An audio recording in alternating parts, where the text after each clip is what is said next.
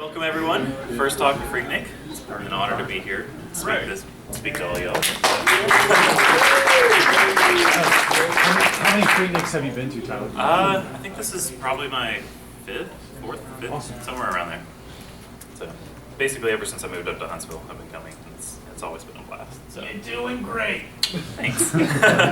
So my talk today is on cloudless home automation in a cloudy world.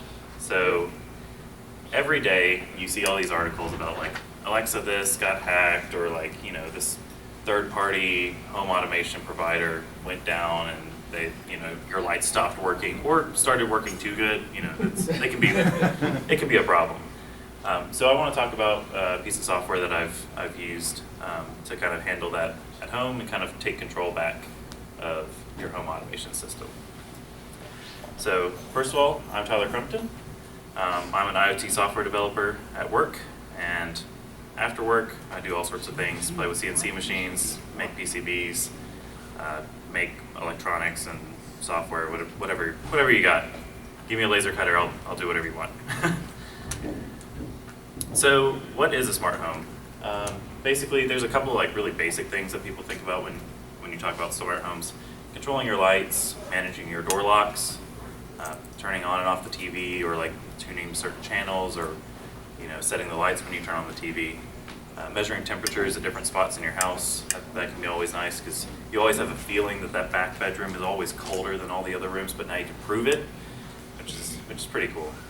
But you can also do a lot more complicated things, like complex routines. You're like, I want to start the cooking routine, which turns on the kitchen lights and kicks on the oven and like pulls up your recipe book on your iPad on your counter and everything. You can start mixing in voice assistants like Google Home and the Amazon Echo, and you can kind of build like a security system where you have door ingress and egress sort of alerts. You can have motion sensors, you can have cameras, you can start putting all these pieces together to build a really complex system around your home. For example, this is my cat. This is a motion sensor. I was just trying to take a picture of the motion sensor for the talk, and she walked by, and then Google automatically turned this into a dramatic black and white photo. And so I felt like I needed to have it here when I talk about security systems. So that's my security system to make sure my cat doesn't walk past this door frame. All right, so Home Assistant. So Home Assistant's a Python 3 based application for building your own home automation system. It runs locally on your own machines, so you don't have to worry about if the internet goes out, your home starts falling apart. It's privacy focused, so they don't require any sort of online communication. You can add pieces as you need it. It's open source, so there's a huge community behind it that's producing integrations and support. And so if you go to the issue tracker, there's always people willing to try to like help out and go through any issues that you have. Like I said, there's integrations. There's thousands of integrations with different pieces of hardware and software that you can use to control your house. So Hue and all the voice assistants, Wemo lights, USB, Z-Wave dongles. There's a whole list of integrations, and I'll kind of point some of them out later, but there's just so many there that, and if it doesn't exist, you can kind of like poke the community, and sometimes someone will be like, oh yeah, I wrote that, I just never made it public, so here, let me push this out. And it's a very active community, so there's updates all the time. There's integrations coming out all the time, and they're always looking at better ways to do things. So Hasio, it's sort of a newer system. It kind of helps run Home Assistant. So Home Assistant is a Python 3 app. This is sort of like the whole system, all bundled up. It's based on Docker and HasOS, which is their own like sort of custom OS that they built it on. It's all packaged and containered, so it gets really easy updates. I'll show you in a minute like how easy the updates are. Hopefully we might actually have one today that we can go and download. It's got a management interface for handling the system as a whole that you can access through the web UI, and it's got a whole series of like plugins, so you don't have to manage a Linux box yourself if you're not, you know, ready or willing to do that. You can install things like SSL and like Nginx proxies and all these things that you would have to do manually put together. There's these little add-ons that you can click and configure from the web UI, which makes it a little bit easier. HAS.io is supported on a couple different platforms. They have mostly the single board computers like the Raspberry Pi, Tinkerboard, the Odroid, but they also have VM images, so you have VM DKs that you can load up in VirtualBox or whatever sort of VM supervisor you've got running. You can just load up a VM and have it go. I'm going to talk about my setup a little bit, and I highly recommend this if you're trying to get started because it's very straightforward. Just grab a Raspberry Pi 3, $45 online. Get a nice SD card. I like the SanDisk Extreme. It's fast, it's reliable. Don't cheap out on the SD card because Raspberry Pis will just eat those up and corrupt your flash, and you don't want that because when your house starts falling apart digitally, it's really annoying. You're sitting there in the kitchen, you're trying to turn on a light switch, you're just like, what's going on? And so don't cheap out on that, and don't cheap out on the power supply. I use the Canakit 2.5 amp power supply. The Pi 3B pluses really are picky about their power supplies. So get something beefy, get something reliable. And if you want to do Z-Wave stuff, the AOTech Z-Stick Gen 5, that's like the go-to Z-Wave stick. We can talk about Z-Wave devices all day long, but they're wireless home automation devices used with hubs, and you can use this to communicate that instead of using an off-the-shelf hub that generally always connects to the cloud. So I'm going to go through the installation steps of installing HAS.io onto your Raspberry Pi. It's pretty in-depth, so if you just bear with me, we'll get through it pretty quick. So step 1, download the HAS.io SD card image. Step 2, flash it to an SD card with something like Etcher. Etcher's a really good program for flashing SD cards. And then you're done. You just plug it into your Pi, boot it up, and it's installed. It's ready to go. I've left some room for other steps, but you don't need those. So once you have it installed, that's where it gets kind of scary. It looks really pretty when it starts up, but then you want to start adding your devices, adding your routines, adding your automations, and it can be kind of daunting at first. So the config for Home Assistant is done in YAML, but if you haven't interacted with the YAML before, it can be kind of weird. It's got some white space particularities and some dashes and dots and colons, and it's usually not too bad if you follow an example and then just kind of see the structure of the file. And so I'll go through a couple of examples so you can kind of see how these configs work and how you would add a device to your system. So, and then when you apply changes, you usually just hit restart Home Assistant. So if you've made a change to your config, you just restart Home Assistant and it'll pick it up next time it starts up. Sometimes there's changes you can make where it doesn't require you to restart the system. Automations, scripts, and groups are some of those ones where you might not have to restart the whole system, but it's generally safer just to hit restart. And the web UI has a nice little restart button, so you don't have to log into it and SSH into the box and run HAS.io restart or anything. So adding a light. This is kind of everyone's first hello world of home automation, is having a light that you control. So this first one is an MQTT light. So the platform is kind of the first step of trying to figure out what you want to control. The platform defines how you're talking to this device, whether it's a Hue bridge or an MQTT client or these TP-Link wireless Wi-Fi switches.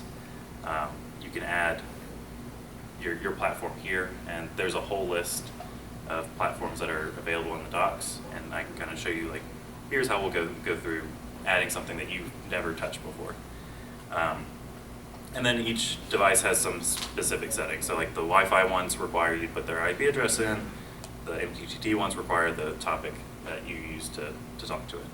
And you can give it a name up here, and you can also additionally define aliases to kind of give it a more human-readable name, but Home Assistant does a pretty good job of guessing what you want this to look like. So it'll be capital living, space, capital room. And so, but if that doesn't quite work for what you want it to look like in your UI, then you can go change that later. And then when you add it, this is what it'll look like in the UI. So I can actually normally click on this light bulb, do the brightness and dimming. Actually, it's right down there. You can click it on and off. It gives you some status about the state. And until it was 2 days ago, they introduced a bug where you can't actually see the history graph, but normally you can see the history graph of what the brightness was over time, which not as useful for a light bulb, but like for sensors and stuff, that's pretty valuable. And maybe by the end of the talk, they'll have pushed the update where they fix this this morning. So they're pretty quick about fixing things like that. So we'll add a sensor next. So this is like a mailbox sensor, for example. If you wanted to measure, the angle of the mailbox door so that you can detect when it opens. This is using the Things network platform, which is a LoRaWAN platform that I can go into more detail later if you're interested. But basically, it's the same idea. You give it a name, you tell it what platform it is, and then you give it the specific information about that platform and that sensor. So in this case, we say voltage is measured in volts, and then the open is measured in degrees, and it'll read those values. I don't have an example of this sensor visually, but this is what sensors look like in the UI by default. You can give them icons, you can give them numbers, you can give them states, open, close, and when you click on them, you get that same detail page as you did on the light. So that's fun, but this is where the power of Home Assistant comes in.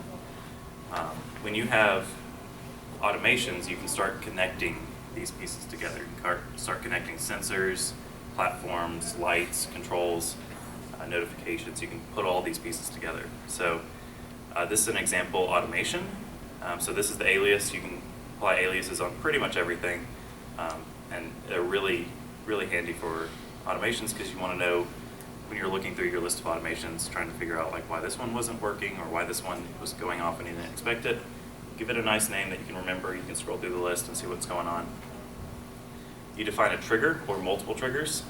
So this one is triggered by the Sun platform, which uses your latitude, longitude, location of your Home Assistant install and does all the weird, math of how planets interact and all that stuff just to give you what time sunset is.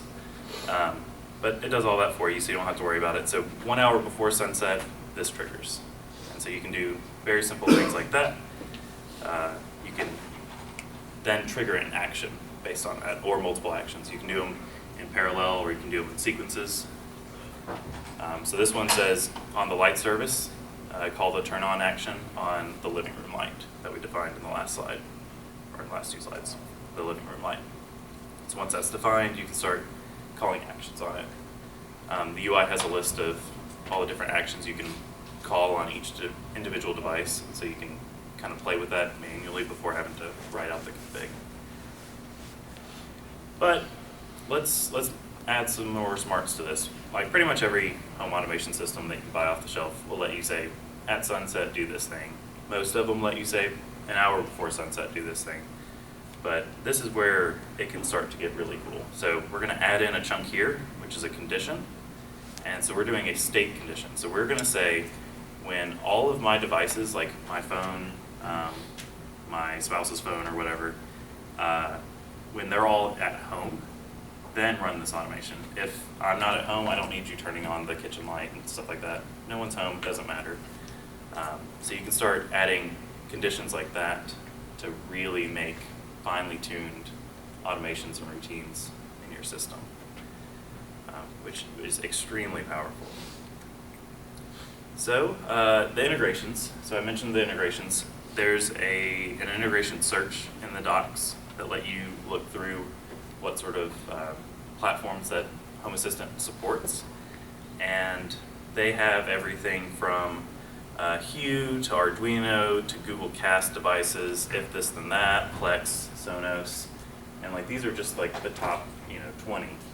They have thousands of them. So if you can think of anything, it's probably there. If it's an off-the-shelf home automation piece of hardware, piece of software, it's likely in here. If not, it's going to be there soon. After the talk, I'll bring up the whole list, and you can kind of scroll through and see if there's anything that you're like, oh man, I didn't realize that could be in there. What I use my Home Assistant install for mostly is controlling Z-Wave devices. So So Z-Wave devices are this wireless technology. It's 900 megahertz. It communicates generally to a bridge that you install in your home, and that generally talks to a cloud. And so all of these devices are meshing and talking to this bridge, which then talks to the cloud, which then runs the routines and automations for you. But the problem is when your internet goes out, when the power goes out and your router doesn't come back on because you don't have a UPS and all that, it can be very frustrating with issues like that.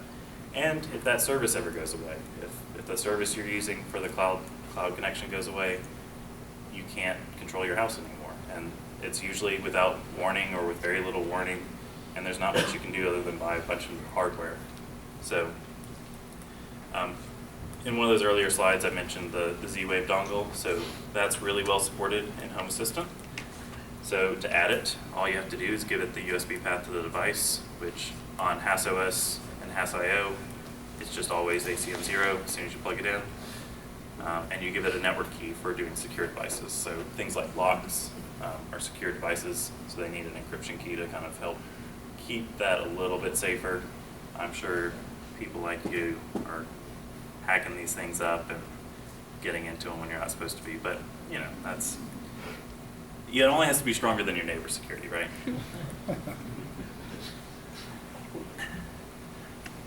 So that's all the setup you have to do to get the bridge working. Once you get the bridge working, it provides you a Z-Wave network management interface in the UI. So you can start adding devices. It requires you to understand a little bit about how Z-Wave works with inclusion and exclusion modes on the bridge. But the nice thing about how Z-Wave works is that, or actually the annoying thing is that you have to be one hop away to add a device. So you have to be next to the device. If you've built out a mesh across a large building or something like that, you can't add devices that are multiple hops from your bridge. But that USB stick has a built-in battery, so you just unplug it from your Pi, and you actually walk this little USB stick over. It's got a little light that's blinking just long enough for you to add it, and then you can walk back, plug it in, and it'll sync up properly, which is pretty cool. It was kind of a shock when I got this USB dongle and pulled it out of the box, and it has a pickle button on it, and I pressed it, and it lit up. That kind of threw me off because it just looks like a little USB stick. So. But you kind of have to understand that a little bit because it is not entirely intuitive, but it's not too bad once you start getting the pieces set up.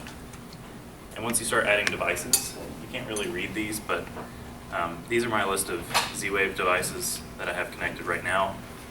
They automatically get pulled in as lights or switches or locks. So the user class on the Z-Wave device defines what kind of device it is, so we can read that and pick it up. Know that this is a light, and this is a garage door opener, and this is a lock.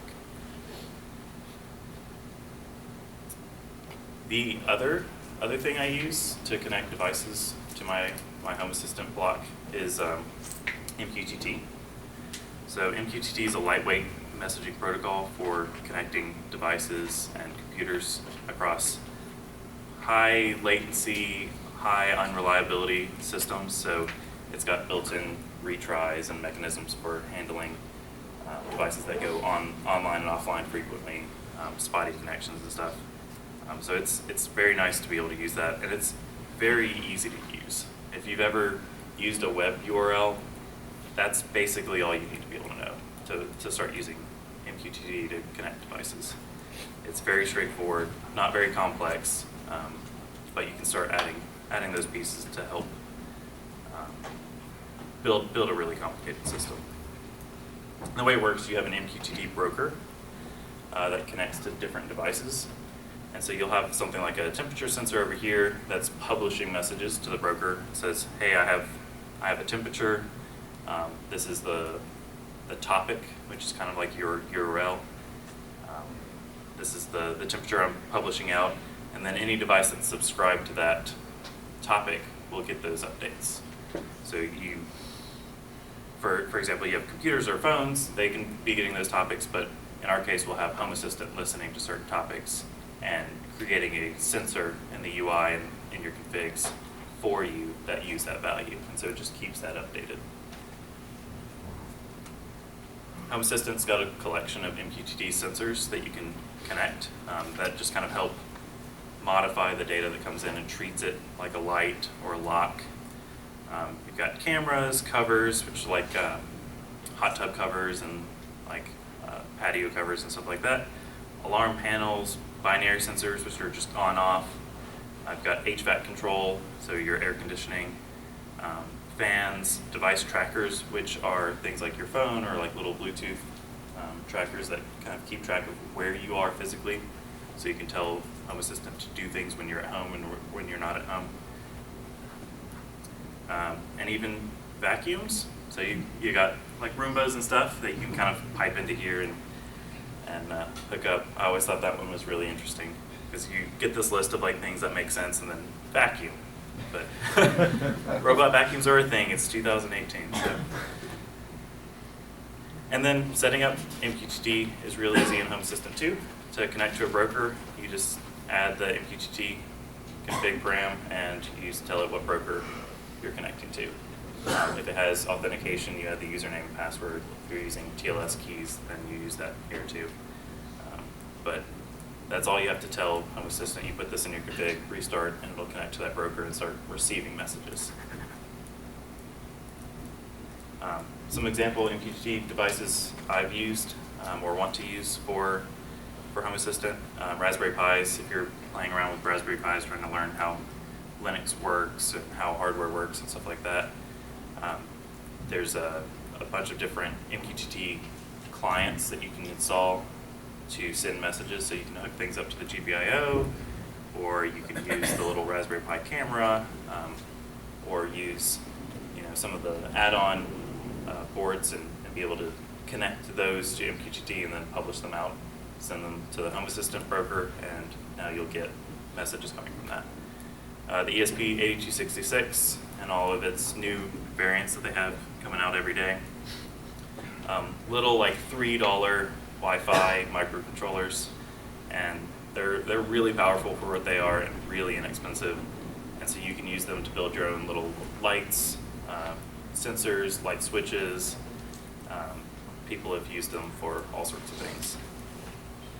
The company I work for makes these 802.15.4 wireless modules, and so I've been using them. That wireless motion sensor was one that my company made, so we got a bunch of those when they discontinued that product line, and so I have a pile of them that I just put around everywhere just to keep track of motion in different rooms. And the thing I'm excited about, I haven't started yet, is LoRa, which is long-range wireless. It's multi-mile wireless range for small, low-power modules. And then they have LoRaWAN networks, which let you connect bridges to open networks like the Things network. And you can put a device out in the middle of a city, and if there's LoRaWAN coverage in that city, it'll connect, and you can actually get messages over MQTT for that for free without having to have like a cell plan, which is really killer if you have remote nodes out in like a farm or an outbuilding that's at the back of your property or something like that, where you can't quite get that like Bluetooth Wi-Fi range going. You can use this long-range wireless. What's the range on it? It depends. So I think line of sight, most of the modules will do like 1 to 2 mile line of sight, which is not too bad. Yeah. You know what frequency that runs on? In the US, on the Things network, it's 915 megahertz. I think in Japan it's 815, and then in the EU it's 433. So LoRa, the base protocol, has a couple different frequencies that you can use, but the Things network, LoRaWAN, is country specific. So. Any other questions before I go on to? Yeah. Is it 1 or 2 miles to near a cell tower? So it's not a cell tower. It's a LoRa gateway. So it's basically the Things network is an open source sort of open LoRaWAN connection. Some places have you can pay for a subscription and they'll put out little micro towers of LoRa gateways out there. But the Things network is kind of an open one where anyone can just go drop a gateway, and you can get a Raspberry Pi with a shield, put that out there, and add it to the network and help increase coverage in your area, which is kind of cool. And so that's what I want to do around Huntsville, is hey, let's go talk to some of these businesses and please let us install this not sketchy looking box on the outside of your building connected to your internet connection, please, like that. But there's a couple places that we can go install them, and once you have a couple of those, it becomes really easy to add IoT sensors that don't necessarily have to be on your Wi-Fi network or near your house or near your building. You can start kind of adding these things all over the city, which is kind of cool. Anything else before I go on to, I have a couple of like more complicated things. Is anything, yeah? One of the integrations was IKEA. I was just wondering, what is that? So IKEA has a line of smart devices called Tradifi, if I'm pronouncing that correctly. They have Zigbee light bulbs and light switches. And so they have a hub that you can communicate to, where you drop this hub and all the lights talk to it. And then you can talk to that hub to control the lights and see the values of the sensors and stuff. They're very inexpensive compared to like the Hue bulbs. I think the Tradifi light bulbs were running at less than $10 a piece, which is pretty wild for a wireless smart bulb that does like full on-off dimming control. So.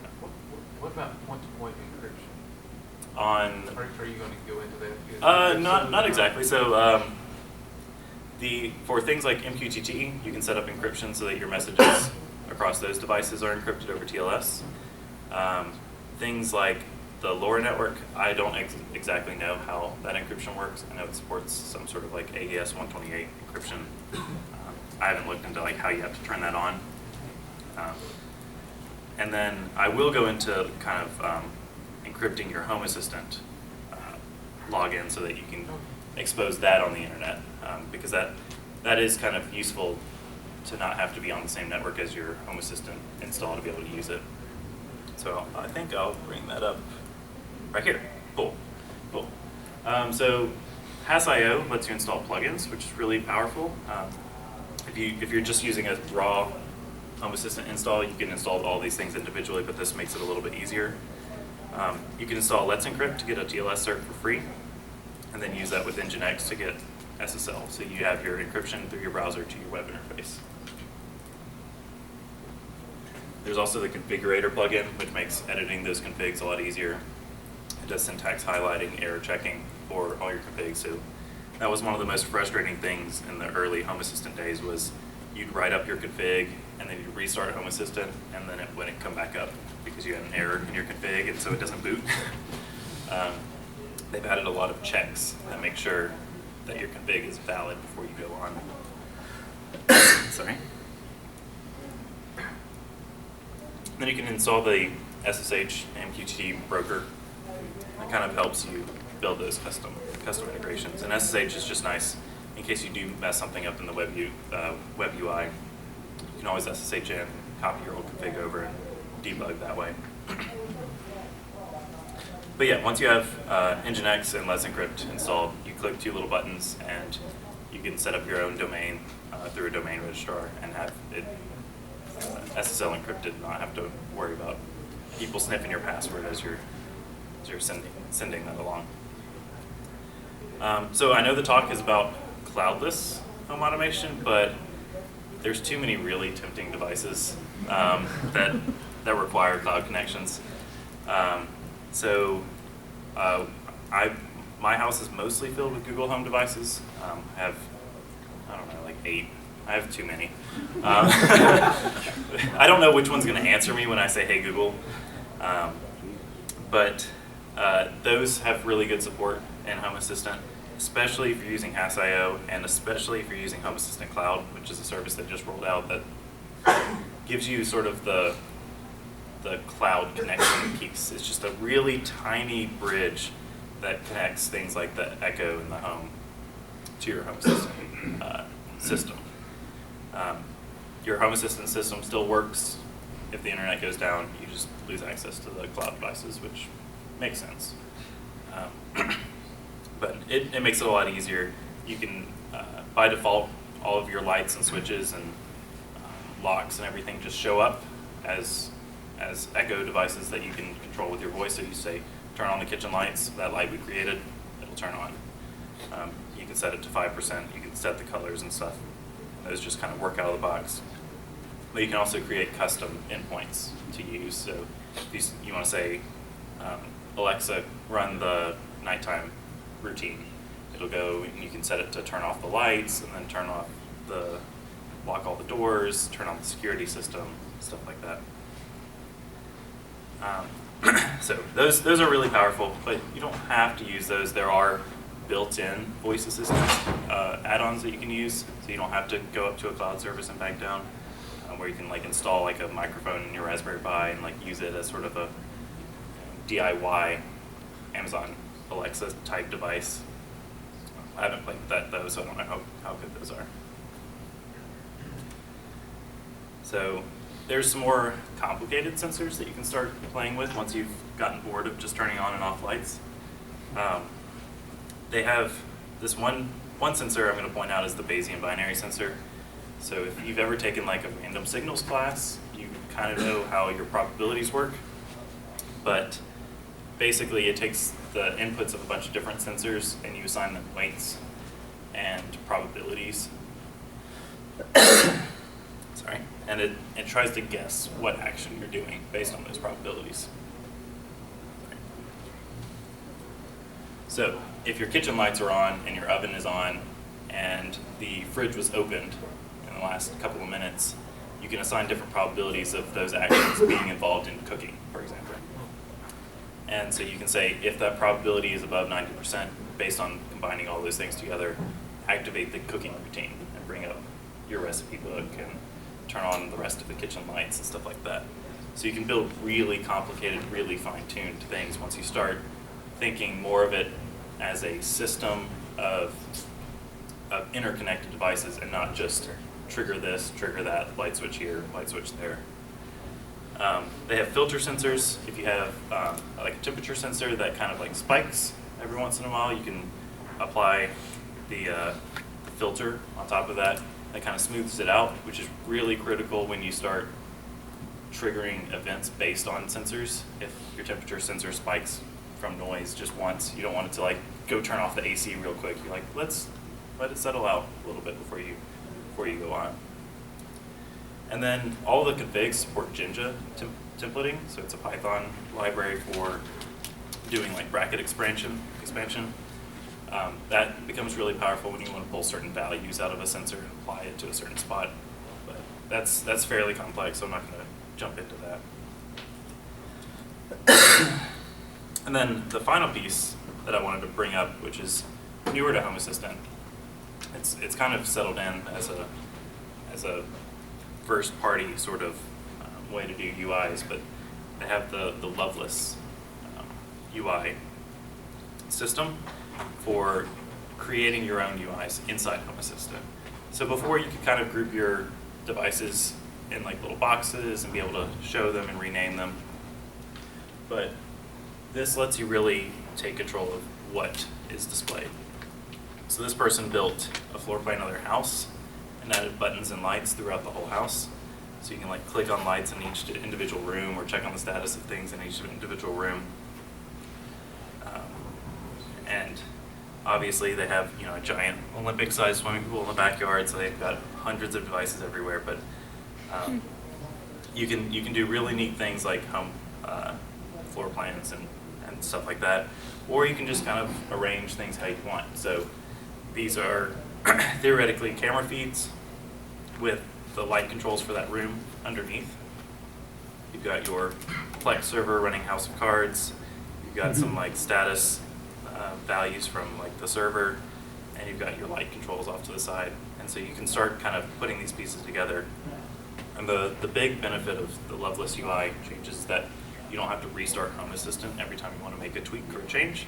You just make that config change, hit save, and it's ready to be seen in the browser. That works on mobile and works in the desktop browser, so you don't have to kind of do that fight in that web development. You just add these predefined components that they give you, and you can use those to build your UI. Thank you, Jeff. Really appreciate it. So does anyone have any questions? I know I've kind of gone through it pretty quickly, but anything in particular?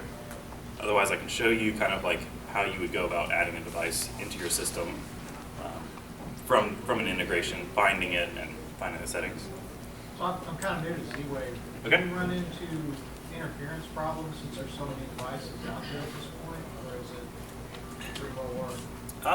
I haven't run into a whole lot of issues. So it is a self-healing, self-meshing system. So if there is interference like between a couple of different devices, they can actually bounce through other devices as relays. And it does that automatically for you, so you don't have to worry about it. The 915 spectrum isn't too bad in homes and apartments. Zigbee, which is what the IKEA system uses, runs on 2.4 gigahertz, and if you put that like right up against your home router, you will get interference depending on what channels your router's on. But I haven't noticed any problems with Z-Wave. Z-Wave's been pretty reliable wirelessly for me. Do you have the capability, or are you willing to give us a real world demo? Hopefully, I could do some of the stuff with my wife and not have pants on. Right. Yeah, let me, let's see. I should have my setup pulled up. You know how live demos go, but so this is my current setup. I recently reinstalled to make sure everything was ready for the talk, and I was on a very old version of Home Assistant, so I wanted to start fresh. But so this is what it looks like when you log in. By default, it just shows you every device you have, and it just shoves them all on this page. So it's a little unwieldy, which is why the Loveless UI configuration is so powerful. Is your wife home? Can we mess with her? No, she's here, so I don't have to. Do you But have a dog or? I do have a cat, so I can start like turning these lights on. Can't just jump through. She's probably just sleeping, so she won't even notice. But like, I can go on here and change the brightness. Like turn on the back. I can annoy the neighbors with the backyard floodlights. Just turn them on and off. I'm not going to press the unlock the front door button just in case I can't lock it back. But there's a lot of cool things that just happen without you even thinking about it. So I have all those Google Home devices. I have an Apple TV. I have a Roku. And they all just got found on the network by default using MDNS. And so I have all these home minis. So this is my like all speakers home mini group, and so I can do things like hello cat, and I can actually send that to all the speakers. And so all my speakers simultaneously just said hello cat to everyone. Probably woken up, freaking out right now, but that can be really cool because you can tie that into your integration. So if you have a camera on the front porch detecting motion, you can say someone's at the front door instead of having to wait for the doorbell. You can kind of be prepared for that. Yeah.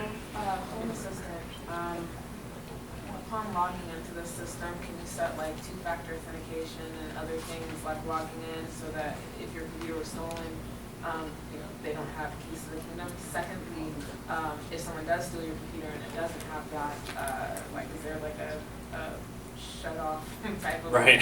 Yeah. Yeah, that's really important because if someone does steal one of your devices or you lose a device, you want to be able to control that. So the question was, does it support two-factor authentication, and is there a way to pull back keys that are already out there so that you can revert those? Two-factor authentication, I believe there's some support. I don't know if it's like sort of first class support for that. But you do actually get to define user accounts, so you can give each person who uses your Home Assistant logins their own account, and if they lose a device, you can go and delete their account or change their password so that they can't use it anymore. So that's you what? There's an FA right there. Yeah. Oh yeah, the multi-factor authentication modules. There you go. So yeah, it uses the standard. I forget which RFC it is, but the Google Authenticator. But for a mobile device, that should be secondary, right? I mean, your primary should be drive level encryption. So well, that's true. Yeah. Yeah. The best thing is to really care. wipe your own device remotely. But yeah, you can create access tokens for different applications to access it too. So if you have it connected to the IKEA system and there's a news article that says, hey, the IKEA system was hacked and people are controlling all these systems, you can pull back those tokens and disable those if you need to. You mentioned speakers tying in. How good is this at keeping audio in sync between multiple speakers and speakers on multiple platforms? So the Home Assistant application itself doesn't really keep those synced up. So these were all Google Home devices, and they have built-in synchronicity for audio. And so I added all of my speakers in the house to one group called All Speakers, and then that group automatically showed up in Home Assistant when I added it. So I'm able to send things to that group or individual speakers. Is there any sort of plug-in to tie in, like if you had some that are Google Home and some that are Sonos To synchronize those? Probably not synchronize those. Yeah, there are plenty of integrations for connecting to all those different devices and sort of grouping them up. I don't know how well the synchronization works if you're trying to make it all happen at the same time. Anything? Yeah. So geofencing wise, what do you tend to lean towards? Is something self-written, or does Google Minis do that, or do you know? So there's a ton of different options. Basically, you can go as simple as when you connect to the Wi-Fi network. If it sees your device, you can say I'm at home or I'm not at home. It has integrations. I'll pull up the list actually. Yeah, so like we have a Nest, so I'm wondering like tying in geofencing with the Nest and then bouncing off the Nest to utilize the other devices, or do you just prefer to write it manually and everything look at one thing? I like to use whatever is the least intrusive for me. Like if I have to install another app or something like that, I try to avoid that. So for iPhones, you can use the iCloud Track My Phone feature. You can give it access to log into that system, and it can use the geofencing there. The most sort of like privacy-focused one I've seen is called OwnTracks, and it's an MQTT-based tracking system, and I think it's in here. I don't see where it is, but Just missed it on the. oh, done. Right there. Gotcha. Yeah. So you got OwnTracks. That's an application you install on your phone, and it just sends to MQTT every time your location updates. You can use that. Gotcha. Some of the integrations for things like the Nest service let you use those hooks that are already built into their system. Yeah, and how proprietary they are. Right, it depends. From that I level. think Nest kind of keeps that locked down a little bit. I'm sure. But Tracker, which is like those little Bluetooth trackers like Tile, Yeah. Tile's on here too. Those are opened up, so you can actually use those. So as long as your Tile is next to your phone's connected to the internet, then you can use that to track where you are on your device.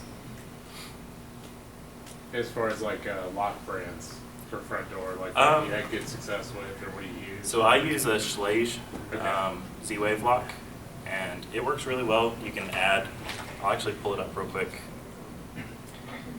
So all these sensors are the different states of the lock. I haven't added the aliases back, but you can tell which code used the door last. You can say, was it unlocked by hand, or was it unlocked with a code, or was it unlocked over Z-Wave? You can tell if the door was forced at all. If someone tried to open the door, it raises an alert. And then you can set and remove codes from Home Assistant over the Z-Wave protocol, which is really cool because you can do things like add a code that only works between the hours of like 8 a.m. and 11 a.m. for the pest guy to come in and spray pest control stuff, and then disable his account and have that automated so you don't have to think about it, once every month. So if I go to the Z-Wave panel, I can choose my front door lock and hit refresh node, I think. So yeah, I can get all the different node values. They have the access control, the alarm level, the burglar, which is the force detection, and config all the different options on it so I can set the different settings for it and the different codes. Yeah, Matt? Does Home Assistant let you update the firmware of your Z-Wave devices? I don't know about that. Theoretically, so it uses OpenZ-Wave in the backend, and it does. I don't know how well that works, or if it tries to do it automatically or anything. I have not tried to do that. So. I'm not sure. Sensor battery life on Okay. a lot of this stuff. It's like the mailbox idea, that's super cool. Right. So what battery life are we looking at on most of those remote sensor type? So it depends on the device and what it's doing, Sure. and all the hardware. But those motion sensors I had, they're running off of a CR123 Yep, little yep. tiny battery, and it lasts about a year before I have to replace that battery on the motion sensor. So it sleeps most of the time, wakes up when it detects motion, sends out a message, goes back to sleep. I imagine a mailbox sensor would be the same thing, but if you're doing a sensor that has to like pull more frequently or something like that, then your battery life is obviously going to go down. Is there some sort of low battery alerting platform? Depends on the device, again, on that. So again, the motion sensors I have a voltage reading on the battery, and it sends out that message every time it sends out a motion message, so you can track that over time. And then that just would show up as a sensor value in here if you configured it that way. And you could watch the graph, or you could set an alert when it gets below 3 volts. Send an alert that says, hey, go change your battery. There's definitely so many different things you can do as long as you have the data there. And that kind of depends on the device, whether that data is there or not. Cool. Does anyone have any integrations that they wanted me to like look at? You're like, there's no way it has integration with X10. X10? All right. Good one. It has, I think, at one point it had a whole X10 section. But if I bring in X10, there's an X10 light platform that lets you control your X10 based lights. Requires an AUX10. Yeah. Yep. Yeah. I mean that's X10, right? Like it's we're in the 90s again. Jeff, you had one. I saw DEWRT. Mm-hmm. So that one's really cool. So that lets you do a lot of different integrations with your router. You can do things. Does it want the dash? Cool. So it lets you connect, and it pulls in a whole bunch of different things, but it's mostly used as a device tracker. So I think it uses the ARP messages when you connect to your Wi-Fi to detect whether your devices are at home or whether they go away. I've seen people pull other information off their DDWRT routers, like the total bandwidth used and stuff like that, where you can graph your bandwidth usage over time. So those are pretty cool. But yeah, it's mostly this one's defined as a device tracker category component. So, but yeah, they always give like a nice example of like how to set it up in your system. You just go to that components page and find whatever you want. Doorbells, energy monitoring, health trackers, all sorts of different Z-Wave and Zigbee hubs. Arlo cameras, those are really popular these days. So integration into that to get your motion detection. There's just postal service integrations, which are really cool. So you can say when my package arrives at home, because USPS said it did a couple days later, you can get that notification and give you an alert based on that. What about some of the integrations with under the car header? So one I've used is Torque. So yeah, some of these are built into car brands, but Torque is an application you can run on your phone that hooks up to a Bluetooth OBD2 reader. So I've used that where I can actually have Torque running on my phone, connected to Home Assistant, and sending all of my vehicle diagnostics over time. So I can watch the O2 levels of the sensors go over time, and you can actually watch the value drop, and you're like, okay, it might be time to replace that O2 sensor or your catalytic converter. And also track your fuel usage. It's so nice to be able to like wake up in the morning and Home Assistant sends you an alert that says, hey, by the way, you're gonna have to get gas today, so you need to leave a little bit earlier so you can stop at the gas station. It's got all the Tesla app stuff. If you want your car to drive itself instead of you having to do it, just hook that up into here, let it go, turn on the AC, lock the doors, start driving off. Robert, you had a question? I just saw that it had Dyson up there, and I was curious. Yep, Dyson's got robot vacuums. Okay. So they've built probably a not very powerful, very expensive vacuum.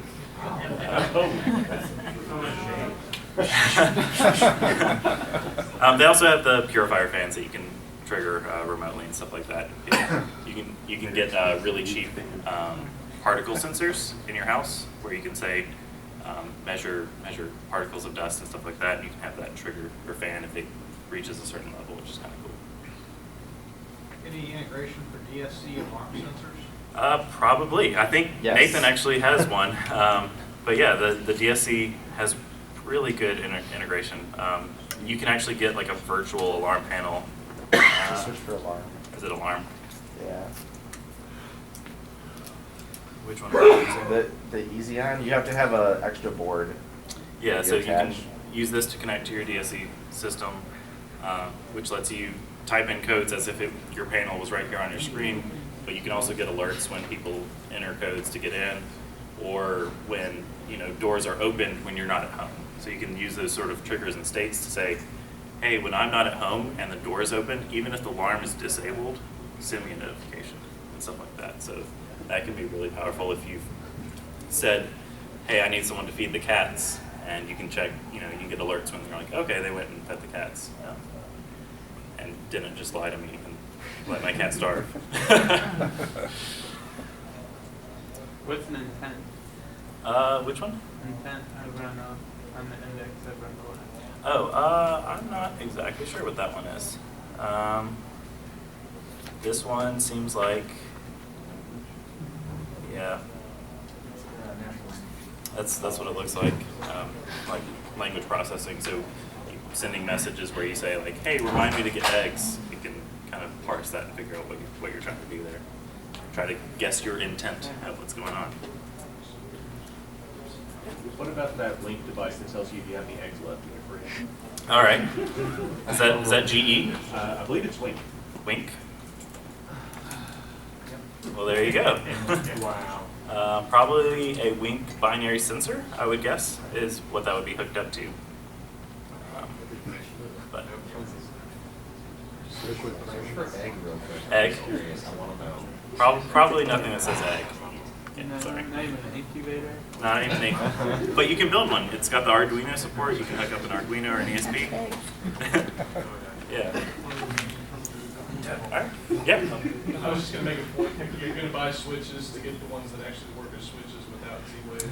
Yes. It's a little more money up front, Jasco and GE, but you can. It's easier to control a light that way. It's more secure. You don't have to worry about an IP bulb. You have the electricity. You have the switch.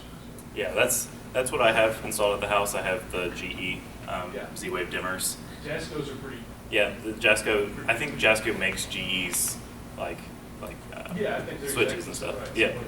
Yeah, and they're pretty easy to install.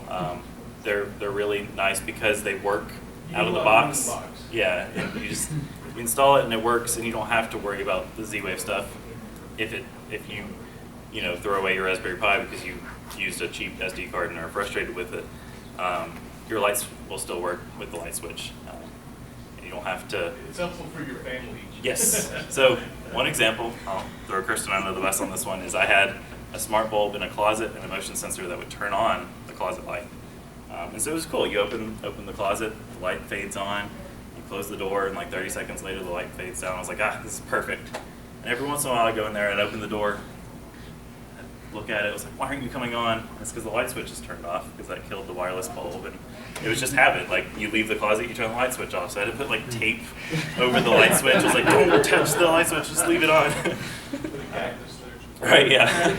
So, but I found myself turning it off too, and I was like, I need to stop doing that. But yeah, it's a lot easier when you have an actual switch that you can just tell it to turn it off and turn on, even if some part of the system didn't work quite as you expected. So yeah, Z-Wave wireless dimmers, way to go. Smart bulbs, really frustrating. I avoid it unless you really want that like RGB control from like the Hue system. Do you play with the Harmony Hub or anything with this? So I do have a Harmony Hub. So you can integrate with the Harmony Hub. I think it's in this list. Yep, there it is. So you can do things based on which scenes you've activated in the Harmony Hub. So if you activate a scene, you can have Home System be listening to those activations and do controls, like light controls and stuff like that. The Harmony Hub itself can do some of that already, but being able to have all your control in one place instead of like some of the control in Harmony, some of it in Smart Things, some of it under Hue. You can kind of pull that all into Home Assistant and use that. You can also trigger the routines and scenes in Harmony from Home Assistant. So you can tell it to go activate a routine that opens up Plex, turns on the TV, turns on the AC or the AV receiver, and tunes to this channel on the Roku when you press the movie mode button while turning down the lights and closing the blinds and all that stuff. So, yeah. A little tip I've run into: if you use a smart switch, check the current ratings. Okay.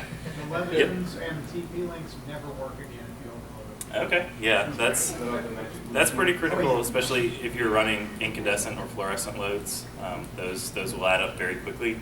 All it takes is a chandelier or two, and you can start hitting those limits pretty quickly. Then you got a $60 paperweight. Yep.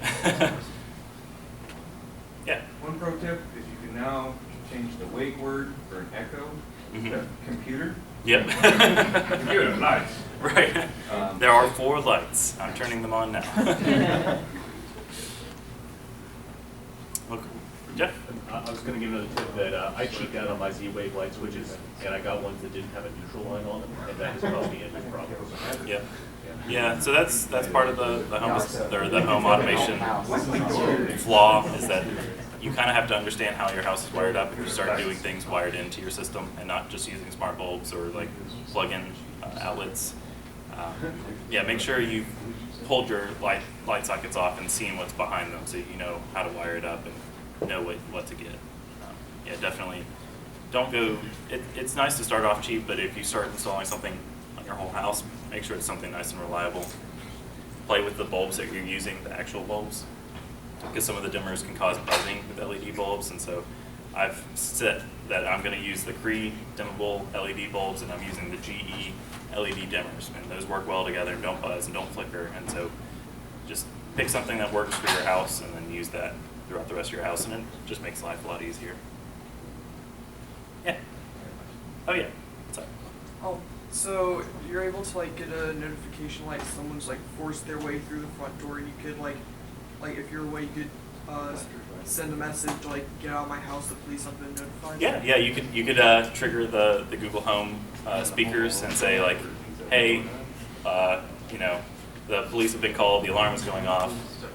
Or you could have it, you know, just do some like communication in the back bedroom and just have that one say like, hey, was someone at the front door? And then they would hear that and maybe run off. Lock the front door, would you like to play with them? Right, yeah. Lock it behind them. There is one key in this house. It's inside the back of your head. Here's a scalpel. But yeah.